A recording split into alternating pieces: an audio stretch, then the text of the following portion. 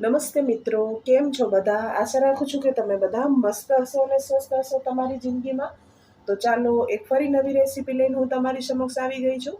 આજે આપણે બનાવીશું ફ્રૂટ કસ્ટર્ડ, તે પણ ઉનાળા સ્પેશિયલ. તેના માટે મેં એક વાટકી ભરીને દૂધ લીધું છે, જે રૂમ ટેમ્પરેચરનું છે. તમે ચાહો તો ફ્રીજના દૂધ ઉપયોગ કરી શકો છો.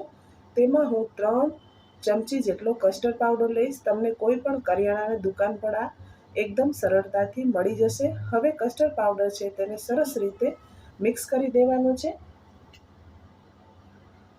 તમે જોઈ શકો છો, બિલકુલ ગાંઠા ન રહેવા જોઈએ તે વાતનું ધ્યાન રાખીશું. કોઈ પણ ગાંઠા હોય તેને સરસ રીતે મેલ્ટ કરી દેવાના છે, નહીં તો આપણે દૂધમાં નાખીશું તો દૂધમાં પણ ગાંઠા પડી જશે.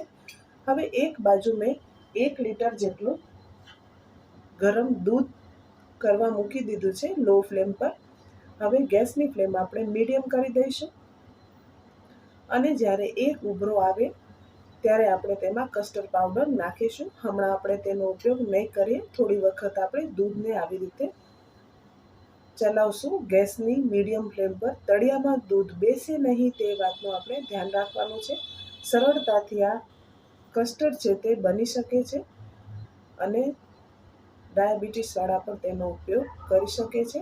હવે આપણે જે ફ્રૂટ કસ્ટર્ડમાં નાખવા માટે જે કસ્ટર્ડવાળું દૂધ રેડી કર્યું હતું તે નાખી દઈશું અને 2 ઉભરા આવે ત્યાં સુધી તેને સતત ચલાવવાનું છે. તમે નહીં ચલાવો તો તળિયામાં બેસશે અને આ જે દૂધ છે તેમાં પણ કસ્ટર્ડ પાવડરના લીધે ગાંઠા પડી જશે. એટલે દૂધને સતત ચલાવવું બહુ જ જરૂરી છે.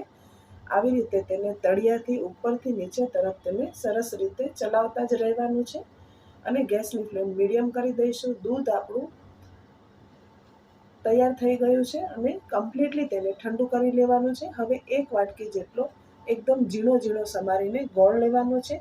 તે ગોળ નાખી દઈશું અને તેને સરસ રીતે મિક્સ કરી દઈશું.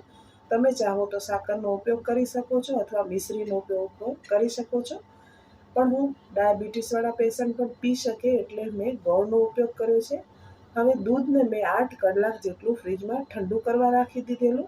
હવે મેં થોડા ફ્રૂટ લીધા છે, તેમાં ચીકુ છે, દાડમ છે અને કેળા છે. તમે ચાહો તો ગ્રેપ્સ અથવા એપલનો ઉપયોગ પણ કરી શકો છો, પણ દૂધ સાથે ખાટા ફ્રૂટ જેમ બને તેમ ઓછા લેવા જોઈએ, કારણ કે તે વિરુદ્ધ આહાર થાય. હું દાડમના દાણા નાખી રહી છું, તે પણ ન નાખવા જોઈએ, પણ મારી પાસે છે એટલે હું થોડા દાણાનો ઉપયોગ કરી રહી છું. તમે ચાહો તો તેને સ્કીપ પણ કરી શકો છો.